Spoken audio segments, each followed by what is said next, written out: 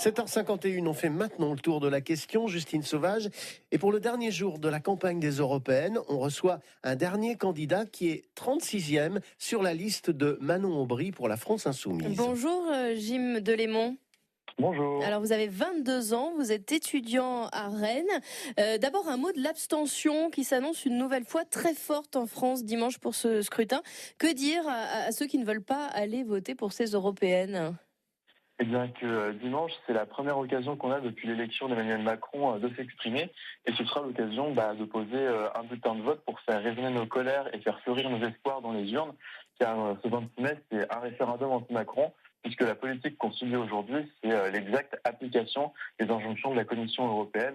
Par exemple, avec la privatisation de la SNCF ou des volontés de Macron de privatiser l'aéroport de Paris. Alors vous-même qui êtes jeune, comment convaincre les plus jeunes, notamment, qui vont être encore plus nombreux que les parmi ces abstentionnistes ?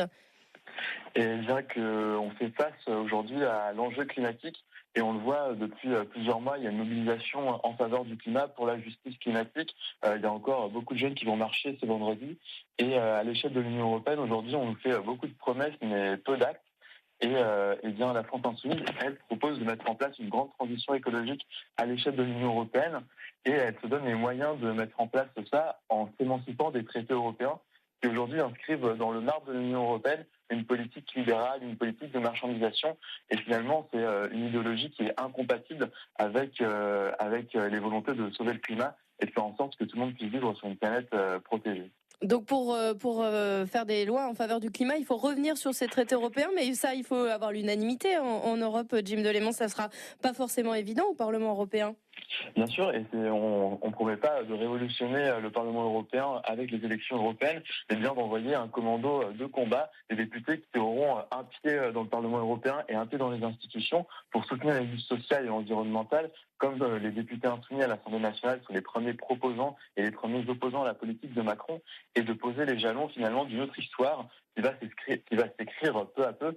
Et les élections du 26 mai sont une première étape dans ce processus. Alors pour ce scrutin de dimanche, la France Insoumise est créditée entre 7,5 et 9,5% des voix, moitié moins donc que les deux listes en tête, celle du Rassemblement national et celle de la République en marche. Vous vous positionnez du coup comme l'alternative à ces deux formations ?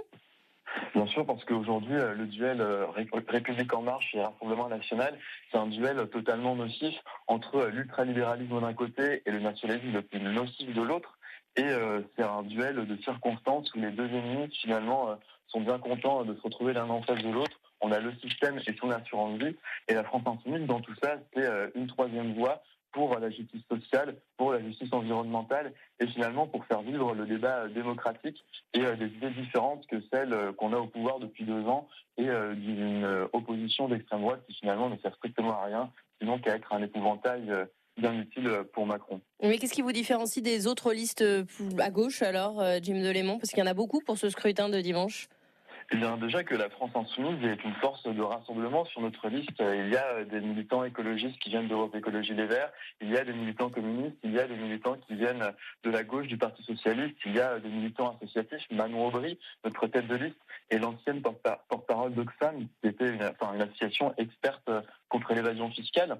Et puis la France Insoumise est la seule, comme je vous le disais, qui se donne les moyens de mettre en place son programme, car aujourd'hui l'Union européenne, c'est une très belle idée, mais ce sont les traités qui la mettent en place qui sont une calamité. Et si on ne promeut pas dans notre stratégie plan A, renégocier les traités, et plan B, être prêt à désobéir, car quand la loi est injuste, qu'elle est faite par des gens qui n'ont aucun aval démocratique et qu'elle met en danger notre existence même sur la planète et la justice sociale, eh bien, il est légitime de désobéir à ces traités européens, et la France Insoumise est la seule à proposer cette stratégie pour pouvoir faire véritablement une politique de justice sociale et écologique. Merci Jim Delémont, vous étiez l'invité du tour de la question ce matin. Vous êtes présent donc sur la liste de Manon Aubry pour la France Insoumise pour ces européennes.